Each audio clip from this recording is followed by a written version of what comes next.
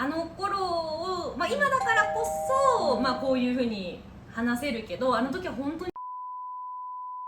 これにね、もし落ちたらもう帰らされるっていうようなプレッシャー。もうプレッシャーで金縛りになった。それはだいぶだね。ああ、これね大変だったね、大変だったね。よく頑張ったね。その練習たくさんしたからこう腕にあざができたりとかもしました。もう全然寝れなかったなね、ハイローチャイムとか、トリプルローチャイム、あ、それとかね、なんかあとエアバスとボーイングで違ったりとかもするし、そうだよね、こんなにたくさんのことを学んでみんな乗務されてるんだなっていうのは、実際自分がなってから知りました。本当に大変だった。はい、本当にそのくらい、大変なトレーニングを経て、本当に無二の存在ですね。ね、本当だよね。皆さんこんにちは。ゆうこです。さおりです。今回の動画では私たち客室乗務員が入社した時に受けるトレーニングについて紹介したいと思います。はい、イ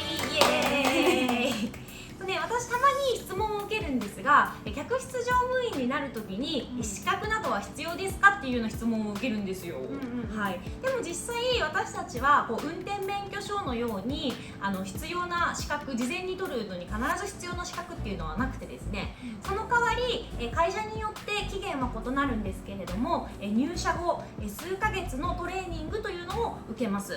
はい、で私たちはその今の会社に入社した時に一緒にトレーニングを受けました、ね。受けました。はい。そこで共に機内の安全を守ったりとかね、そういったようなことについてみっちり学びました。はい。で今回はそのトレーニングを3つの項目に分けて紹介したいと思います。でまず1つ目がセーフティーセキュリティということで、あまり知られていませんが、私たち客室乗務員として最も大きく担っているのは保安要員と指定の仕事です。はい。それね、お恥ずかしながらなんですけど、私も客室乗務員を志すっていうまで正直知らなかったんだよね。でも私も知らなかった。や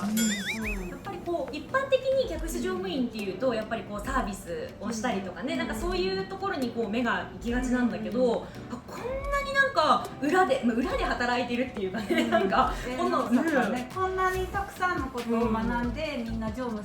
されてるんだなっていうのは、実際自分がなってから知りました。すごい縁の下の力持ち的な存在なんだなっていうのを本当に思います。自分で言うなって感じだけど。はい。ということで私たちは皆様の旅を安全に運ぶために皆様のご搭乗前に機内の異常はないかですとか、安全装置だったり避難経路の点検をします。はい。でトレーニングではこのような点検の手順や仕方などを細かく把握していきます。そうですね。これがね結構大変でね。そう結構ね、骨の折れる作業でね、覚えることもたくさんあるし、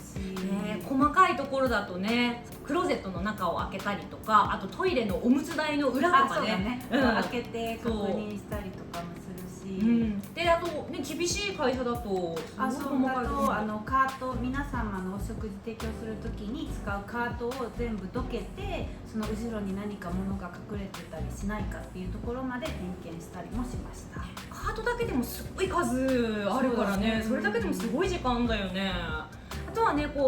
200席以上ある客席のライフベストを一つ一つ触ってね、正常にきちっとあるか確認したりとか、すごく、時間を要して皆様の安全な旅を守っています。はい、だから皆様にゲートでお待ちいただいている時に、私たちは機内でこのように安全点検を行っています。はい。でまたその他には、機内で火災が起きた時の対応や、緊急避難時の手順などを訓練したりします。これもね結構大変なんだよね。結構情報がね細かいんだよね。でなんかこの症状が機内に出た時はこのチャイムとか、この症状が機内で出た時はこのチャイムっていうチャイムだけでも何種類もあって、ハイローチャイムとかトリプルローチャイム、それとかね、なんか結構なんかそういうの難しいよね、ごちゃごちゃになっちゃって。あとエアバスとボーイングで違ったりとかもするし。そうだよね。なんか同じ例えば消火器とかでも、こう機材によって置いてある場所が違ったりするから、そういうのも全部覚えなくちゃいけないし、同じ消火器でも2種類あったりとかね、そうだね、新しいの古いのとか、もう本当にねこれがね骨が折れるんです。ごちゃごちゃになるんだよね。大変だったね。よく頑張ったね。ということで、2つ目の分野の紹介をします。2つ目の分野はファーストエイドです。これは機内で急患のお客様が出た時などの応急処置を学びます。具体的には心臓マッサージや AED などをはじめとする医療機器の使い方などを学びます。はい、で特にねこの心臓マッサージがね、これね大変だったね。同じスピードで心臓マッサージができてるかとか、その一定の深さまでちゃんと到達しているかとか、そういう確認もされてね。もう機械でね確認するからね、逃げようがなくて、もっとなんかもう歯だって言われながらね、もうみんな額にこう汗をきらめかせながらトレーニングしてたなと。でしたね。で私結構あざができやすいんですけど、こうやっててその練習たくさんしたからこう腕にあざができ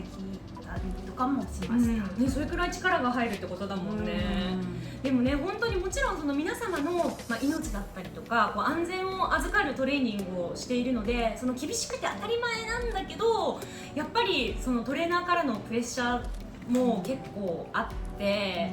なんかそれこそ、これにねもし落ちたらもう帰らされるっていうようなプレッシャーを、私は結構感じながらずっとやってましたね。大変でした。最後のトレーニングがサービスのトレーニングになります。でこのトレーニングでは、皆様のお食事の準備や提供の仕方、ホスピタリティなどについて学びます。私たちは日本語の言語の要員として雇われているので、ここで日本語のアナウンスなども練習します。そうですね。で私はやっぱり大阪出身なので方言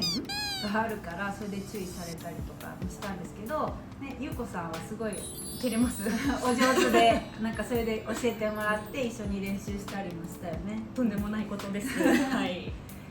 でこの最後のサービスのトレーニングになると制服を着てトレーニングするので、もうすぐトレーニングが終わって機内で働けるっていうすごい楽し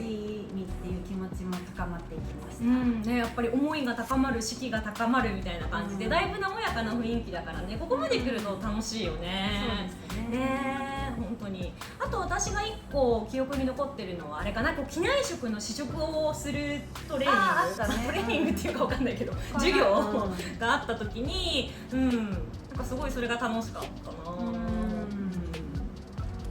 だからやっぱりクラスメートは入社した時から数ヶ月一緒にトレーニングを受ける仲間なので、本当に無二の存在ですね。本当だよねやっぱりこう苦しいことを一緒に乗り越えてきたっていうのでやっぱ絆も生まれるからね、なんかそう思うと本当にいい時間だったなというふうに思います。と言ってもやっぱりね、あの頃を、今だからこそ、こういうふうに話せるけど、あの時は本当にしんどくて、本当に大変だった。1社目の時は本当に一から全部覚えないといけないから、英語もなんか専門用語だからあんまりね分からなくて。そうだよね。英語力があってもやっぱり分からない言葉がたくさん出てくるからね、難しかったりするし、私もその英語力自体がなかったので、もう授業で吸収できないから、もうホテルに帰って一からその日の授業を全部自分でおさらいして、もう全然寝れなかったな。私も毎日多分3時間ぐらいとかだよね、寝れなくて、なんでもうプレッシャーで金縛りになった。それはだいぶだねこともありましたね。それはすごいな。本当に大変だった。本当にそのくらい、大変なトレーニングを経て、私たちは空へとデビューしていきます。ということで今日は私たち客室乗務員が入社した時に受けるトレーニングについて紹介しました。何か質問などのある方はコメントにてお願いします。それでは今日も最後までご視聴いただきましてありがとうございました。チャンネル登録、高評価よろしくお願いします。